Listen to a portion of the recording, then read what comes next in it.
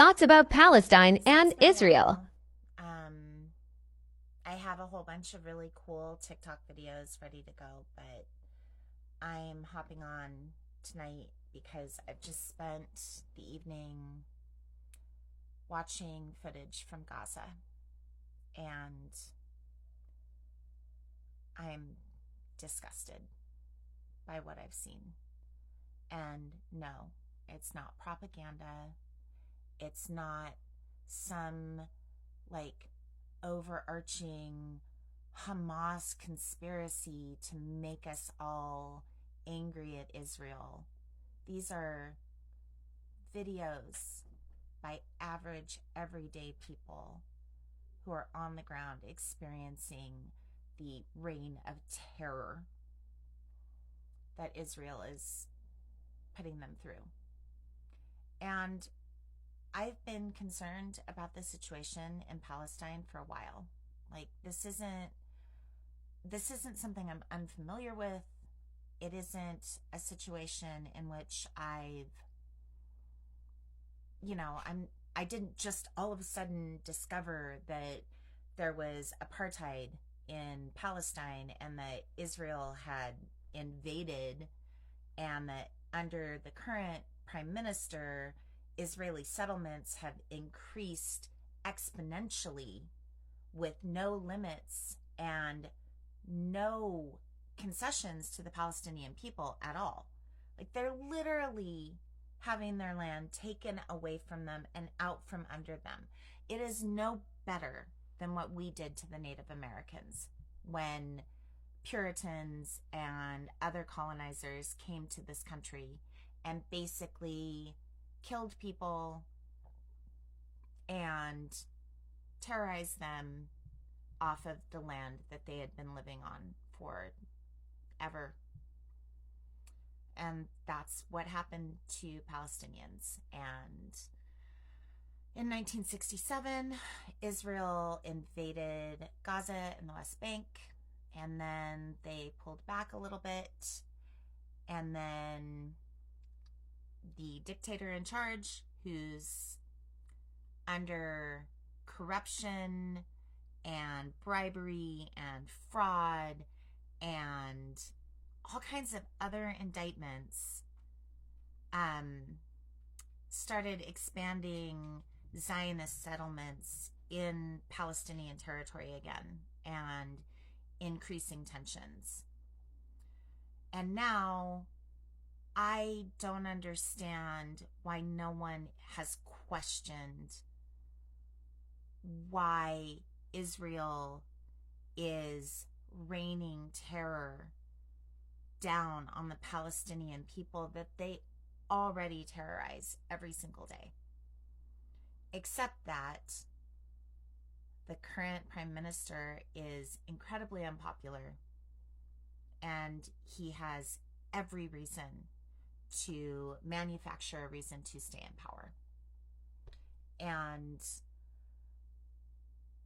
I am shocked by the amount of Zionist zealots who are attacking people all over the internet for speaking out against this violence and against this genocide. Nobody is saying that Hamas is in the right. Nobody is saying that. No one is saying, oh, yay Hamas. I'm not saying that. They're a terrorist organization, and they have kidnapped people, and they're doing horrible, horrible things. But that doesn't give Israel the right to rain terror and indiscriminately bomb innocent people and then put up this weird smokescreen of, oh, well, we gave them 24 hours to leave. Where the fuck are they supposed to go? You've blocked all the exits. They're in an open air prison. Egypt isn't opening the border to them. You're not opening your border. Where are they supposed to go to escape your bombs, Israel?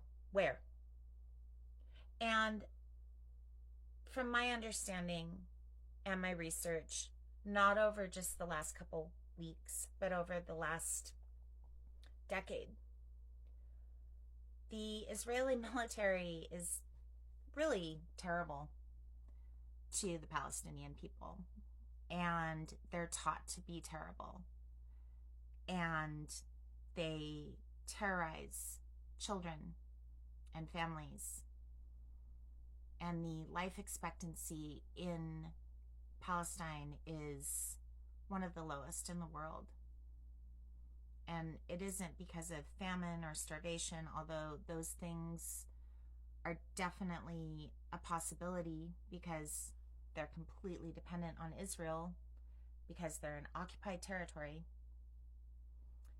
It's because of Israeli aggression. And no child, no civilian, no innocent person should be a victim of war. Hamas is not the Palestinian people, and the Palestinian people are not Hamas. And the baby that I saw pulled out of an ambulance that was ripped apart by an Israeli bomb certainly didn't kidnap anyone from a music festival. And the 11-year-old rapper that writes rhymes about just wanting to be free, he's not a terrorist. He's just a little boy who doesn't know what it's like to play in a field without being afraid of a landmine. And that's what Israel has done to Palestine. And that's what we have all in the West turned our eyes away from, because we are so addicted to having that alliance, because we are so dependent on Middle Eastern oil and having a sphere of influence to combat Russian influence, that we are willing to give $100 billion to a man who less than a decade ago came to our country, snubbed our president, and addressed fascists in Congress. That's who we're giving our money to? Are you kidding me right now? We're giving $100 billion to a dictator intent on genocide? That's not where I want my money to go.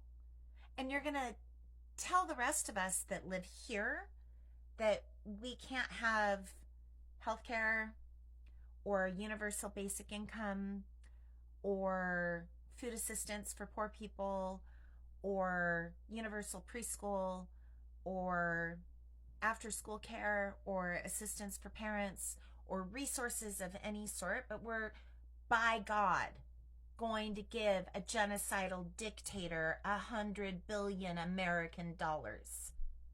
I am angry. And I am a Biden-Harris supporter. I gave money to their campaign. This is not what I voted for. This is not what many of us voted for. And there are so many of us, including Jewish Americans, that are condemning this action. What we want is for our government to call for a ceasefire immediately and for a withdrawal of troops from Gaza immediately, and for humanitarian aid to be allowed into the Gaza Strip so that people can get the aid, medical care, food, and water that they need. I don't want my tax dollars to go to support apartheid and genocide. And neither do most Americans. We're not happy. This isn't what we want, and this is not representative of the American people.